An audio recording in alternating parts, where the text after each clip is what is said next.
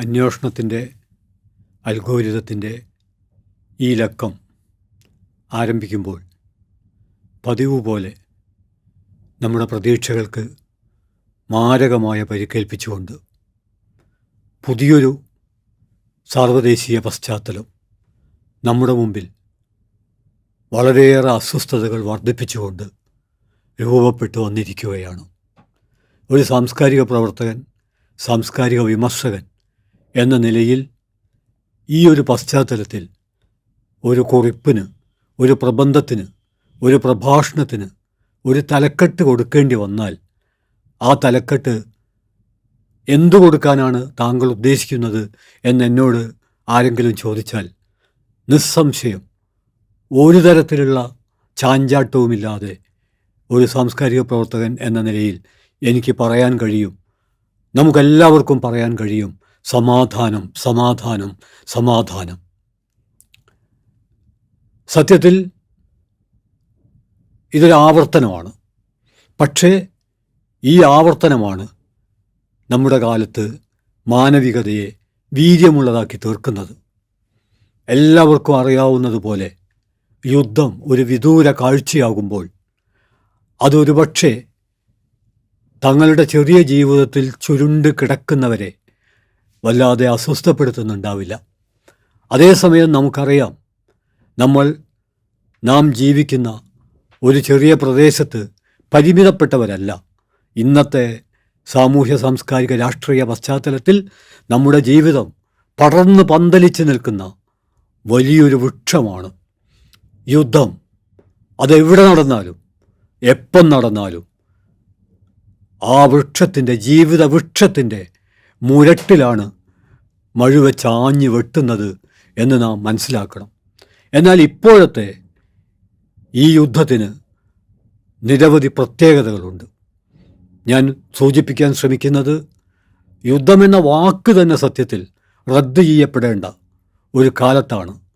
നാം പല അർത്ഥത്തിൽ വളരെ രചനാത്മകമായി, പോസിറ്റീവായി യുദ്ധമെന്ന വാക്ക് പ്രയോഗിച്ചിട്ടുണ്ട്, സമാധാനത്തിന് വേണ്ടിയുള്ള യുദ്ധം ഉൾപ്പെടെ. പക്ഷേ ഇന്ന് ഈ വാക്ക് ഒരു അശ്ലീല പദമായി മാറിക്കഴിഞ്ഞിരിക്കുകയാണ്. അത് റദ്ദ് ചെയ്യുന്നില്ലെങ്കിൽ ഏറ്റവും ചുരുങ്ങിയത് ഇപ്പോഴത്തെ ഇസ്രായേലിലെ ഗസയിലെ വംശഹത്യക്കും ഇറാനെതിരെയുള്ള യുദ്ധത്തിനും അതിൻ്റെ പിന്നിൽ നിന്ന് കൊലച്ചിരി ചിരിക്കുന്ന അമേരിക്കൻ സാമ്രാജ്യത്തിൻ്റെ തേറ്റകളും ദംഷ്ട്രകളും മനുഷ്യകുലത്തെയാകെ ഭയപ്പെടുത്തുന്ന ഒരു പശ്ചാത്തലത്തിൽ യുദ്ധമെന്ന വാക്കിന് അവധി കൊടുക്കുകയെങ്കിലും വേണം എന്നാണ് ഒരു സാംസ്കാരിക പ്രവർത്തകൻ എന്ന നിലയിൽ തിരിച്ചറിയുന്നത്. ഇതൊരു വ്യക്തിയുടെ തിരിച്ചറിവല്ല, ഇത് ഈ കാലം ആവശ്യപ്പെടുന്ന ഒരു തിരിച്ചറിവാണ്. പറഞ്ഞു വരുന്നത് സമാധാനം, സമാധാനം, സമാധാനം എന്നുള്ളത് ഒരു നാമജപമല്ല, ഒരു മുദ്രാവാക്യമല്ല, നമ്മുടെയൊക്കെ ഉള്ളിൽ നിന്ന് ഉയർന്നു വരേണ്ട മനുഷ്യത്വത്തിൻ്റെ മഹാശബ്ദമാണ് എന്ന് നാം മനസ്സിലാക്കണം. ജോൺ സ്പിയേഴ്സ് എന്ന് പറയുന്ന സ്കോട്ട്ലൻഡുകാരനായ ഒരു ആത്മീയ അന്വേഷകൻ ശ്രീനാരായണ ഗുരുവിനെ പറ്റി ഒരു പുസ്തകം എഴുതുമ്പോൾ അതിനാദ്യം നൽകിയ തലക്കെട്ട് വാരിയർ ഋഷി എന്നായിരുന്നു. യോദ്ധാവായ ഋഷി. നല്ല തലക്കെട്ടാണ്. കാരണം കൊലവിളിക്കാനുള്ള യുദ്ധമല്ല, ചോരയൊഴുക്കാനുള്ള യുദ്ധമല്ല, മറിച്ച് ആത്മീയമായ മുന്നേറ്റത്തിന്, ജനങ്ങളെ സജ്ജമാക്കാനുള്ള പ്രവർത്തനത്തിനുള്ള ഒരാലങ്കാരിക പ്രയോഗം എന്ന അർത്ഥത്തിലാണ് ജോൺ സ്പിയേഴ്സ് വാരിയർ എന്ന വാക്ക് ഉപയോഗിച്ചത്. എന്നാൽ അതേ ജോൺ സ്പിയേഴ്സ് അദ്ദേഹം പറയുന്നുണ്ട്, ഇതിന് യുദ്ധവുമായിട്ട്, നമ്മളിന്ന് കാണുന്ന യുദ്ധവുമായിട്ട്, കൊലവിളിയായിട്ട് ഒരു ബന്ധവുമില്ല. ഇത് ഞാൻ പ്രയോഗിച്ചത് സെയിൻറ്റ് അഗസ്റ്റൈൻ, സ്പിരിച്വൽ അത്ലറ്റ്, അതായത് ആത്മീയമായി മുന്നേറാൻ ശ്രമിക്കുന്ന കായിക താരം, അഭ്യാസി, പോരാളി, പടയാളി എന്ന അർത്ഥത്തിലാണ്. പക്ഷേ അല്പ ആഴത്തിൽ ആലോചിക്കുമ്പോൾ എനിക്ക് തോന്നുന്നു ആ പ്രയോഗം പോലും ശരിയല്ല. അങ്ങനെ ആ പുസ്തകത്തിൻ്റെ തലക്കെട്ട് അദ്ദേഹം മാറ്റുകയുണ്ടായി. പിന്നീട് കൊടുത്തത് ദ ഫിലോസഫർ സെയിൻറ്റ്, ദാർശനികനായ പുണ്യവാളൻ, സന്യാസി എന്നാണ് അദ്ദേഹം പിന്നീട് നൽകിയ പേര്. ഇത് ഞാൻ ഓർത്തെടുക്കാൻ കാരണം, തുടക്കത്തിൽ പറഞ്ഞു, സമാധാനം സമാധാനം സമാധാനം എന്നുള്ളത് മലയാള ഭാഷയിലോ ലോകത്തിലെ മറ്റേതെങ്കിലും ഭാഷയിലോ യുദ്ധം എന്നൊരു വാക്ക് ഉടൻ ഉന്മൂലനം ചെയ്യപ്പെടണം എന്ന അർത്ഥത്തിലല്ല, മറിച്ച് അതിനെ മറിച്ചിട്ടുകൊണ്ട് ഇന്ന് നാം ഉച്ചരിക്കേണ്ടത് സമാധാനത്തെക്കുറിച്ചാണ്, സമാധാനത്തെക്കുറിച്ച് മാത്രമാണ്. ഇന്നത്തെ സാർവദേശീയ പശ്ചാത്തലം എന്ന് പറയുമ്പോൾ അത് 2025 നിന്ന് കണ്ടെടുക്കാൻ കഴിയുന്നതല്ല. ലെനിൻ പറയുന്നുണ്ട്, എവിടെ സാമ്രാജ്യത്വമുണ്ടോ അവിടെ യുദ്ധമുണ്ട്. അതുകൊണ്ട് യുദ്ധം ചെയ്യുന്നത് ഒരുപക്ഷെ ഇന്ത്യയും പാകിസ്ഥാനും തമ്മിലാവാം, ഇറാനും ഇസ്രായേലും തമ്മിലാവാം. പക്ഷേ ആ യുദ്ധത്തിന് പിറകിൽ പ്രവർത്തിക്കുന്നത് ഈ രണ്ട് രാജ്യങ്ങൾ മാത്രമാവില്ല. ഈ രണ്ട് രാജ്യങ്ങളുടെ യുദ്ധസംബന്ധമായ നിലപാടുകളെ, നയസമീപനങ്ങളെ നിർണയിക്കുന്നതിൽ നേതൃത്വപരമായ പങ്ക് ഇന്നത്തെ ലോക പശ്ചാത്തലത്തിൽ നിസ്സംശയം നമുക്ക് പറയാം നിർണയിക്കുന്നത് സാമ്രാജ്യത്വമാണ്. എന്തുകൊണ്ടെന്നാൽ സാമ്രാജ്യത്വത്തിൻ്റെ സമ്പദ്ഘടന മുമ്പൊരു എപ്പിസോഡിൽ സംക്ഷിപ്തമായി സൂചിപ്പിക്കാൻ ശ്രമിച്ചിരുന്നു. ആ സംക്ഷിപ്തമായ സൂചിപ്പിക്കൽ മാത്രം പോരാ, ഇപ്പോഴുള്ള ഇസ്രായേലിൻ്റെ ആക്രമണത്തിൻ്റെ പശ്ചാത്തലത്തിൽ, അതായത് അമേരിക്കൻ പാവയായ ഷാ പഹ്ലവിയെ തൂത്തെറിഞ്ഞുകൊണ്ടാണ് ഇറാനിലെ ജനത 1979 ഇറാനിലെ മനുഷ്യരുടെ ആത്മാഭിമാനത്തെയും ഇറാൻ്റെ വിഭവത്തെയും അമേരിക്കൻ സാമ്രാജ്യത്വത്തിൻ്റെ കാൽക്കൽ അടിയറ വെച്ച അമേരിക്കൻ പാവയായ ഷാ പഹ്ലവിയെ ചരിത്രത്തിൻ്റെ ചവറ്റുകൊട്ടയിലേക്ക് വലിച്ചെറിഞ്ഞുകൊണ്ടാണ് ഇറാൻ വിപ്ലവം 1979. ആ വിപ്ലവത്തിൻ്റെ വിശദാംശങ്ങളെക്കുറിച്ച് വലിയ സംവാദങ്ങൾ ആവശ്യമുണ്ട്. പക്ഷെ ആ സംവാദത്തിലേക്കല്ല കടക്കുന്നത്. അത് സാമ്രാജ്യത്വത്തിനേറ്റ ഏറ്റവും വലിയ പ്രഹരമായിരുന്നു എന്ന വസ്തുതയിലാണ്. അതുകൊണ്ട് തന്നെ അന്നു മുതൽ ഒളിഞ്ഞും തെളിഞ്ഞും പല പ്രകാരേണ കൃത്രിമമായി ഇറാഖ് യുദ്ധമുണ്ടാക്കി 1980 മുതൽ ഈ രണ്ട് രാഷ്ട്രങ്ങളെയും ഭിന്നിപ്പിച്ച് ഭരിക്കുക, സുന്നി ഷിയ തർക്കം മുതലെടുത്തുകൊണ്ട് ഈ രണ്ട് രാഷ്ട്രങ്ങളെയും തമ്മിലടുപ്പിച്ച് പിറകിലിരുന്ന് കൊലച്ചിരി ചിരിച്ച് അമേരിക്കൻ സാമ്രാജ്യത്വത്തിന് ഒടുവിൽ പിൻവാങ്ങേണ്ടി വന്നു. ഇറാനെ തകർക്കുക എന്ന അവരുടെ പല അജണ്ടയും പൊളിഞ്ഞു പോവുകയാണ് ഉണ്ടായത്. അതോടൊപ്പം തന്നെ ഇസ്രായേൽ ഗസയിൽ നടത്തുന്ന വംശഹത്യ മുമ്പ് ആവർത്തിച്ചതാണ്. അത് 2023 25 തുടങ്ങിയതല്ല. ഇസ്രായേൽ രൂപം കൊണ്ടത് തന്നെ ഭീകരതയിലൂടെയാണ്, നിലനിൽക്കുന്നത് ഭീകരതയിലൂടെയാണ്. അത് ശ്വസിക്കുന്നത്, അത് ഭക്ഷിക്കുന്നത് ഭീകരതയുടെ ഭക്ഷണവും വായുവുമാണ്. മറ്റൊരു രീതിയിലും നിലനിൽക്കാൻ കഴിയാത്ത ആ രാഷ്ട്രം ഇറാനെ ഭയപ്പെടുന്നുണ്ട്. അതുകൊണ്ട് തന്നെ അമേരിക്കയുടെ സകലമാന പിന്തുണ, സാമ്പത്തിക പിന്തുണ, ആയുധ പിന്തുണ, ആശയ പിന്തുണ, ഗൂഢപ്രവർത്തനങ്ങളിലെ പിന്തുണ, അതോടൊപ്പം തന്നെ നയതന്ത്ര ബന്ധത്തെ പോലും എല്ലാ ജനായത്ത മര്യാദകളെയും മറിച്ചിടുന്ന വിധത്തിൽ ഉപയോഗിക്കുന്ന ക്രൂരതകൾ, ഇതെല്ലാം നാം ഈ ഇറാനെതിരെയുള്ള ഇസ്രായേൽ നടത്തുന്ന ആക്രമണത്തിൽ കാണുന്നുണ്ട്.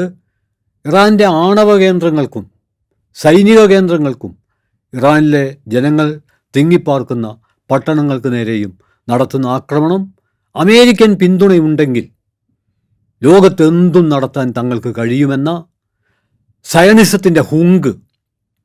പക്ഷേ ആ ഹുങ്കിന് മാരകമായ പ്രഹരമാണ് ഏറ്റത്.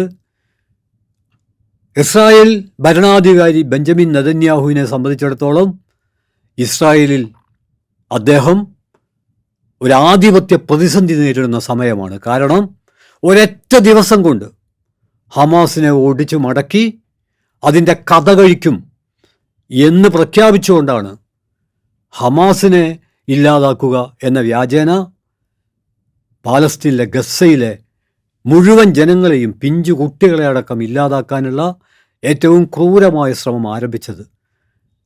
വലിയ കെടുതികൾ ഉണ്ടാക്കാൻ, എല്ലാ മൂല്യങ്ങളും കാറ്റിൽ പറത്താൻ, കുഞ്ഞുങ്ങളടക്കമുള്ളവരുടെ ജീവിതം മുമ്പൊരു എപ്പിസോഡിൽ സൂചിപ്പിച്ചിരുന്നു. ഇപ്പോഴും ഞാനത് ആവർത്തിക്കുകയാണ്. ഭക്ഷണത്തിന് വേണ്ടി ക്യൂ നിൽക്കുന്ന കുട്ടികളുടെ തല നോക്കി ഉന്നം വെച്ച് വെടിയുതിർക്കാൻ കഴിയുന്ന ഒരു കുക്രൂരതയിലേക്ക് എത്തിപ്പെട്ടിട്ടും ഹമാസിനെ തുടച്ചു നീക്കുക എന്ന വാഗ്ദത്തം പാലിക്കാത്ത ബെഞ്ചമിൻ നെതന്യാഹുവിനെതിരെ ഇസ്രായേൽ വലിയ പ്രതിഷേധങ്ങൾ രൂപപ്പെട്ടു വരികയാണ്. ഈ പ്രതിഷേധത്തിൻ്റെ വഴി തിരിച്ചുവിടാൻ ഇറാനെ ആക്രമിക്കുക എന്നുള്ളത് ഇസ്രായേൽ ജനങ്ങളുടെ ഇടയിൽ നിന്ന് അനുദിനം ഒറ്റപ്പെട്ടുകൊണ്ടിരിക്കുന്ന ബെഞ്ചമിൻ നെതന്യാഹുവിനെ സംബന്ധിച്ചിടത്തോളം അനിവാര്യമാണ്. പറഞ്ഞു വരുന്നത് താൻ അനുഭവിക്കുന്ന ആധിപത്യ പ്രതിസന്ധി മറികടക്കാനുള്ള കൃത്രിമമായ വഴികൾ, പക്ഷെ അതിന് ഒരു ജനത കൊടുക്കേണ്ടി വരുന്ന വില, മനുഷ്യ സമൂഹം കൊടുക്കേണ്ടി വരുന്ന വില വളരെ വളരെ കൂടുതലാണ് എന്ന് നമുക്ക് കാണാൻ പറ്റും. സാമ്രാജ്യത്വത്തെ സംബന്ധിച്ചിടത്തോളം യുദ്ധം എന്നുള്ളത് ഒരു ബിസിനസ്സാണ്, വൻ ലാഭം കിട്ടുന്ന ബിസിനസ്സാണ്. ചരിത്രത്തിൻ്റെ താളുകൾ പിറകോട്ട് മറിച്ചാൽ യുദ്ധം കൊണ്ട് കൊഴുത്ത് തടിച്ച് സമ്പന്നമായ ലോകരാഷ്ട്രങ്ങളിലൊന്നാണ് അമേരിക്ക. 1914-18 സാമ്രാജ്യത്വ യുദ്ധകാലത്ത് അമേരിക്കൻ ജനത യുദ്ധവിരുദ്ധരായിരുന്നു എന്ന് നമുക്ക് മനസ്സിലാക്കാൻ കഴിയും. പാഠപുസ്തകങ്ങളിൽ നമ്മൾ വായിച്ചിട്ടുണ്ട്. അമേരിക്ക വൈകിയാണ് യുദ്ധത്തിൽ പ്രവേശിക്കുന്നത്. പക്ഷേ യുദ്ധം കൊണ്ട് ഏറ്റവും കൂടുതൽ നേട്ടമുണ്ടാക്കിയത് ആയിരക്കണക്കിന് പുതിയ കോടീശ്വരന്മാർക്ക് പിറവി നൽകാൻ കഴിയും വിധം യുദ്ധവ്യവസായത്തിലൂടെ വൻ ലാഭം. പിൽക്കാലത്ത് നോം ചോംസ്കിയൊക്കെ പ്രോഫിറ്റ് ഓവർ പീപ്പിൾ എന്നെഴുതുന്ന വൻ ലാഭം, സാധാരണ വ്യാവസായിക പ്രവർത്തനത്തിൽ നിന്ന് ലഭിക്കുന്ന ലാഭത്തെയൊക്കെ അപ്രസക്തമാക്കുന്ന തരത്തിൽ വലിയ ലാഭം ആയുധ വ്യവസായത്തിലൂടെ നേടാൻ. പക്ഷേ അന്നും അമേരിക്കൻ ജനത യുദ്ധവിരുദ്ധരായിരുന്നു.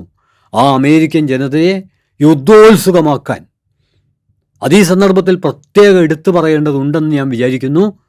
അമേരിക്കൻ ഭരണകൂടം, അന്ന് അമേരിക്കയുടെ പ്രസിഡന്റ് വൂഡ്രോ വിൽസനാണ്. 1917 ഏപ്രിലിൽ അമേരിക്കൻ ജനതയുടെ സമാധാന വാഞ്ചയെ അട്ടിമറിച്ചുകൊണ്ട് അവരെ യുദ്ധോത്സുകരാക്കാൻ വേണ്ടി ജോർജ് ക്രേൾ എന്ന് പറയുന്ന പബ്ലിക് റിലേഷൻസിൻ്റെ PR മണ്ഡലത്തിൽ പ്രവർത്തിക്കുന്ന ഒരു മനുഷ്യനെ ചെയർമാനാക്കിയിട്ട് ക്രേൾ കമ്മീഷൻ എന്ന പേരിൽ ഒരു കമ്മീഷൻ നിയോഗിക്കപ്പെട്ടു. ആ കമ്മീഷൻ്റെ ആകെ ലക്ഷ്യം എന്ന് പറയുന്നത് സമാധാന പ്രിയരായ മനുഷ്യരെ യുദ്ധോത്സുകരാക്കി മാറ്റുക എന്നുള്ളതായിരുന്നു. അതിനുവേണ്ടി ഇന്ന് കേട്ടാൽ നമുക്ക് കൗതുകം തോന്നും, 4 മിനിറ്റ് മനുഷ്യർ, 4 മിനിറ്റ്സ് മാൻ എന്ന് പറയുന്ന പ്രചാരകരെ, അവർ 4 മിനിറ്റ് പ്രഭാഷണമാണ്. ആ പ്രഭാഷണത്തിൽ യുക്തിയില്ല, ആ പ്രഭാഷണത്തിൽ വിവരങ്ങളില്ല, ആ പ്രഭാഷണം വികാരകേന്ദ്രിതമാണ്. യുദ്ധത്തിന് അനുകൂലമാക്കി ഒരു ജനതയെ മാറ്റിയെടുക്കാൻ അങ്ങനെ ഒരു കൊല്ലത്തെ പ്രവർത്തനം വേണ്ടി വന്നില്ല ക്രേൾ കമ്മീഷന്. അവർ തിയേറ്ററുകളിൽ, ചർച്ചുകളിൽ, പൊതുവേദികളിൽ, പാഠശാലകളിൽ, സകല സ്ഥലത്തും, 4 ആൾ കൂടുന്ന എല്ലാ സ്ഥലത്തും യുദ്ധാനുകൂലമായ പ്രചാരണം നടത്തി. അതൊരു തരത്തിലുള്ള പ്രചാരണ യുദ്ധമായിരുന്നു, പ്രൊപ്പഗാൻഡ വാർ. കുട്ടികളെ തൂക്കിപ്പിടിച്ച് കാല് വലിച്ചു കീറുന്ന ക്രൂരതയ്ക്ക് പോലും പിന്തുണ നൽകുന്നവരായി അമേരിക്കൻ ജനതയിൽ ഒരു ഭാഗത്ത് മാറ്റാൻ കഴിഞ്ഞു.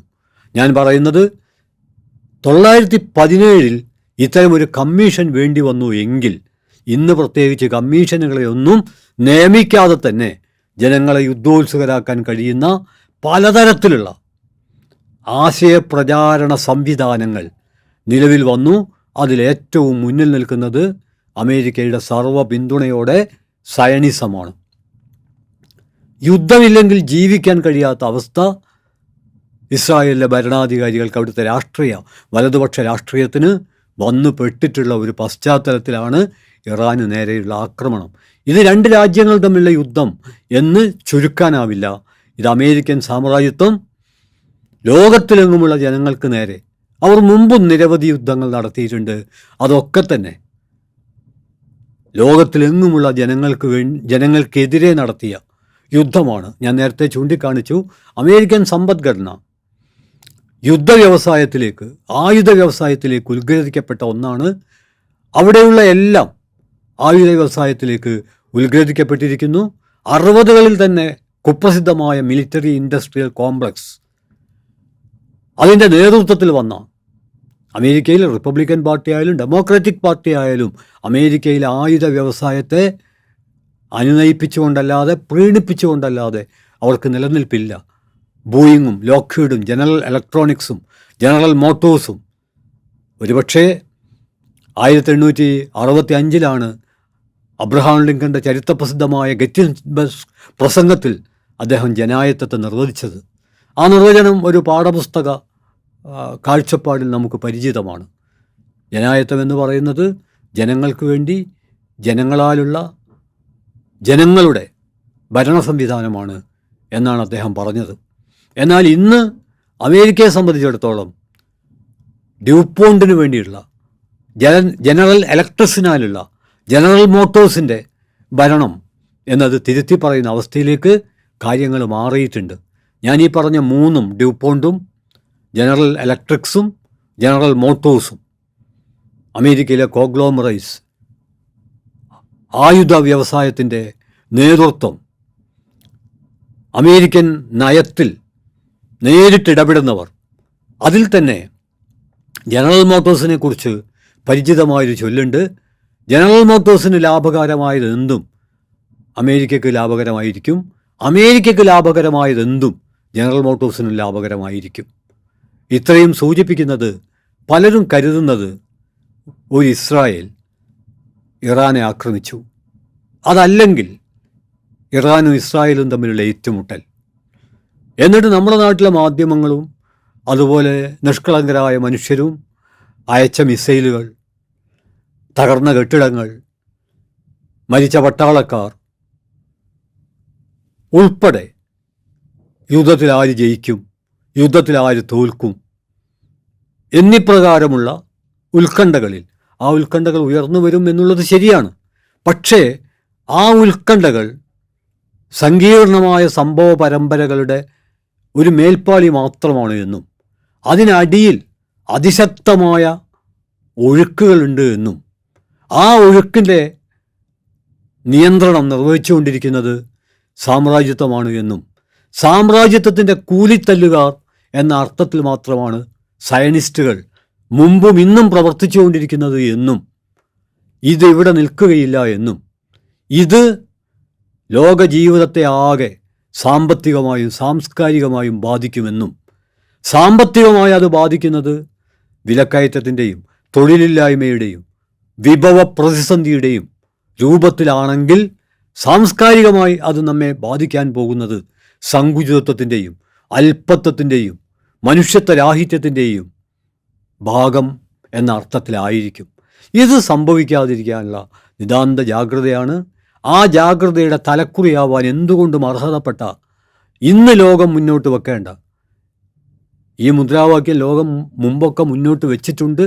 പക്ഷേ അടുത്ത കാലത്ത് പലവിധ കാരണങ്ങളാൽ സമാധാനത്തെക്കുറിച്ച് സംസാരിക്കുന്നത് തന്നെ എന്തോ കുറ്റകൃത്യമാണ്, അത് ആരെയോ പക്ഷം പിടിക്കലാണ് എന്നൊക്കെയുള്ള കൊടും പ്രചാരണങ്ങൾ, യുദ്ധം പോലെ തന്നെ ഭീകരമായ പ്രചാരണങ്ങൾ, പ്രൊപ്പഗാൻഡ വാർ നടന്നുകൊണ്ടിരിക്കുന്ന ഒരു കാലത്താണ് യുദ്ധം വേണ്ട എന്ന മുദ്രാവാക്യം ഏറ്റവും ഉച്ചത്തിൽ, ഒരാലങ്കാരിക പ്രയോഗം കടമെടുത്താൽ ദിഗന്ധങ്ങൾ പൊട്ടുമാർ ഉച്ചത്തിൽ ഇന്ന് മുഴക്കേണ്ടത്. അപ്പോൾ ഒരു ചോദ്യം വരും.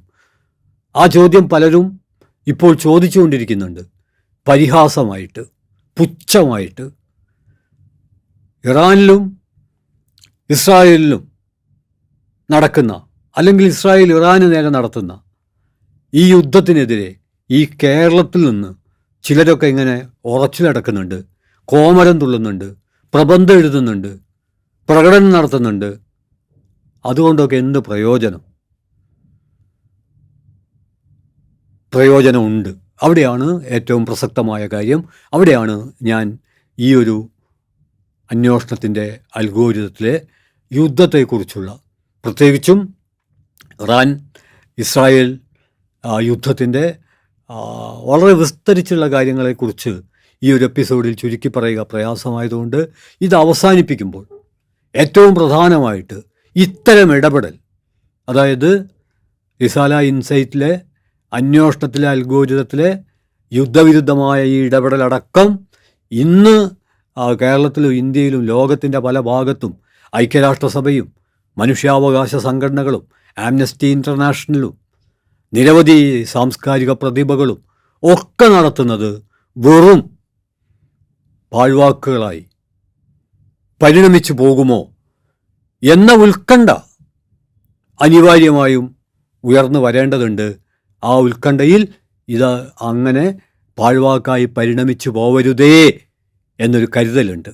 എന്നാൽ പുച്ഛത്തിലും പരിഹാസത്തിലും ഉള്ളത് പരോക്ഷമായിട്ടാണെങ്കിലും സാമ്രാജ്യത്വ സേവയുടെയും അതോടൊപ്പം തന്നെ സയനിസ്റ്റ് സേവയുടെയും നിയോ ഫാസിസ്റ്റ് സേവയുടെയും സ്തുതികളാണ്. അതുകൊണ്ട് നമുക്ക് ഉറപ്പിച്ച് പറയാൻ പറ്റും, അമേരിക്ക നേരിട്ട് നടത്തിയ വിയറ്റ്നാം യുദ്ധത്തിൽ അമേരിക്ക പരാജയപ്പെട്ടിട്ടുണ്ടെങ്കിൽ ലോകത്തിലെ പല രാജ്യങ്ങളെയും അട്ടിമറിക്കാനുള്ള അവരുടെ ശ്രമങ്ങളെ ജനങ്ങൾ പ്രതിരോധിച്ചിട്ടുണ്ടെങ്കിൽ ഒരിക്കൽ കൂടെ ഞാൻ മാവോ സേതുങ്ങിൻ്റെ വാക്കുകൾ കടമെടുക്കുകയാണ്. ജനങ്ങളാണ് കഥാനായകർ. എല്ലാ പ്രതിവിപ്ലവകാരികളും കടലാസ് പുലികളാണ് എന്ന് പറയുമ്പോൾ അതിൻ്റെ അർത്ഥം ആയുധങ്ങൾ കൊണ്ടുള്ള ആക്രമണത്തെ ആശയങ്ങൾ കൊണ്ട് മാത്രം ജയിക്കാനാവില്ല എന്ന് തന്നെയാണ്. അതോടൊപ്പം ഏത് ആയുധങ്ങൾ കൊണ്ടുള്ള യുദ്ധത്തെയും ആശയങ്ങൾ കൊണ്ട് തന്നെ പ്രതിരോധിക്കുക എന്നതിൽ നിന്ന് പിൻവാങ്ങിക്കഴിഞ്ഞാൽ, ഇന്നത്തെ പശ്ചാത്തലം നമുക്കറിയാം. ഒരൊറ്റ ഉദാഹരണം കൂടി അനുബന്ധമായി ചേർക്കുന്നു. അത് ഇന്ത്യയുടെ അഭിമാനമായ, ലോകത്തിൻ്റെ അഭിമാനമായ രവീന്ദ്രനാഥ ടാഗോറിൻ്റെ ഒരു യുദ്ധാനുഭവം. അതിന് അദ്ദേഹം എങ്ങനെയാണ് ദാർശനികമായിട്ട് തത്വചിന്താപരമായിട്ട് പരിവർത്തിപ്പിച്ചത് എന്ന് നമ്മൾ ഓർക്കേണ്ടതുണ്ട്. 1932 അത്. ഏകദേശം ഒരു 90 കൊല്ലം മുമ്പ് നടന്നൊരു സംഭവമാണ്. ടാഗോർ ലോകനാഗരികതയുടെ കേന്ദ്രമായ ബാഗ്ദാദിലേക്ക്, രവീന്ദ്രനാഥ ടാഗോറിൻ്റെ രണ്ടാമത്തെ വിമാനയാത്രയായിരുന്നു അത്. അദ്ദേഹം ഇറാനിലേക്കാണ്. അവിടെയാണ് നമ്മുടെ ഈ സംഭാഷണത്തിൽ രവീന്ദ്രനാഥ ടാഗോറിൻ്റെ യുദ്ധത്തെക്കുറിച്ചുള്ള ആലോചനയും ആ ആലോചനയെ ദാർശനികമായിട്ട് അദ്ദേഹം എപ്രകാരം രൂപാന്തരപ്പെടുത്തി എന്നുള്ളതും. അങ്ങനെ ആലോചിക്കുമ്പോൾ സാമ്രാജ്യത്വത്തെയും സയനിസത്തെയും നവഫാസത്തെയും ചേർത്ത് വെച്ചുകൊണ്ട് നമുക്കൊരു യുദ്ധവിരുദ്ധ വിശകലനം ടാഗോർ നടത്തിയതിൻ്റെ തുടർച്ചയിൽ തിരിച്ചറിയാൻ പറ്റും. ടാഗോർ ഇറാനിലേക്കാണ് പോകേണ്ടിയിരുന്നത്. പക്ഷേ വിമാനം ബാഗ്ദാദിലിറങ്ങി പിന്നീടാണ് അദ്ദേഹം യാത്ര തുടങ്ങിയത്. ആ സമയത്ത് ഞാനിത് കൂട്ടിച്ചേർക്കാൻ കാരണമുണ്ട്. ഇപ്പോൾ മാത്രമല്ല, ബ്രിട്ടനും ഫ്രാൻസും പോർച്ചുഗലും അമേരിക്കയും ലോകത്തിലെ പല ഭാഗങ്ങളെ നേരിട്ടും അല്ലാതെയും ആക്രമിക്കുന്നത് ഇപ്പോൾ മാത്രമല്ല, 30കളിൽ ബാഗ്ദാദിൽ ഇറാഖിൻ്റെ പല ഭാഗങ്ങളിലും ബ്രിട്ടൻ ബോംബിട്ടുകൊണ്ടിരിക്കുന്ന ഒരു പശ്ചാത്തലത്തിലാണ് രവീന്ദ്രനാഥ ടാഗോർ അവിടെ എത്തുന്നത്. അപ്പോൾ ടാഗോർ അന്താളിച്ചു പോയി. എങ്ങനെയാണ് ഈ വിധം മനുഷ്യരെ കൂട്ടക്കുരുതി നടത്താൻ കഴിയുന്നത്? അതിൽ ടാഗോർ കണ്ടെത്തിയൊരു ഉത്തരം, ആ ഉത്തരം ഇന്നത്തെ പശ്ചാത്തലത്തിൽ പൂർണ്ണമാണോ എന്ന് നമുക്ക് ചോദിക്കാം. പക്ഷെ അന്ന് അദ്ദേഹം കണ്ടെത്തിയ ഉത്തരം കൂടുതൽ ഉയരത്തിലേക്ക് പൊങ്ങിപ്പോകുന്ന ഒരു വിമാനത്തിൽ നിന്ന് ബോംബിടുമ്പോൾ നേർക്ക് നേരെയുള്ള ഒരു യുദ്ധത്തിൽ ഉണ്ടാകുന്ന കയ്യറപ്പ്, നേർക്ക് നേരെയുള്ള യുദ്ധത്തിൽ ഒരു മനുഷ്യനെ കൊല്ലുമ്പോൾ തെറിച്ചു വരുന്ന ചോര, അയാളുടെ നിസ്സഹായത നിലവിളി ഈ കൊല്ലുന്നവനെ പിന്തുടരും. അവൻ്റെ നിദ്രകളിൽ പേക്കിനാവായി അത് തീമഴയായി പെയ്യും. അതുകൊണ്ട് നേർക്ക് നേരെയുള്ള ഏറ്റുമുട്ടലിൽ പങ്കെടുക്കുന്നവർക്ക് എന്തൊക്കെ പറഞ്ഞാലും അവരുടെ മനസ്സെത്ര മരവിച്ചാലും ഒരു തരത്തിലുള്ള സംഘർഷം ഉണ്ടാവും.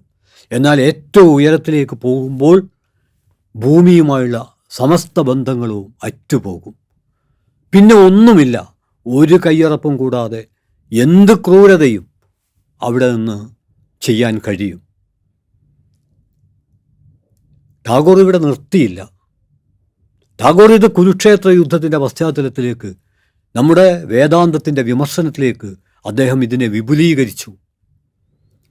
അർജുനൻ തൻ്റെ ബന്ധുക്കളെയും തൻ്റെ ഗുരുക്കന്മാരെയും കണ്ട് ആയുധം താഴെ വെച്ചപ്പോൾ താഴെ വെച്ച അർജുനെ യുദ്ധോത്സുകനാക്കാൻ ശ്രീകൃഷ്ണനും ഇതുപോലെ അർജുനെ ഒരു വിമാനത്തിലിരുത്തി എല്ലാ ബന്ധങ്ങൾക്കും അപ്പുറത്തുള്ള ഒരു ലോകത്തിലേക്ക് ഉയർത്തുകയായിരുന്നു എന്നും അവിടെ കൊല്ലുന്നവനും കൊല്ലപ്പെടുന്നവനുമില്ല.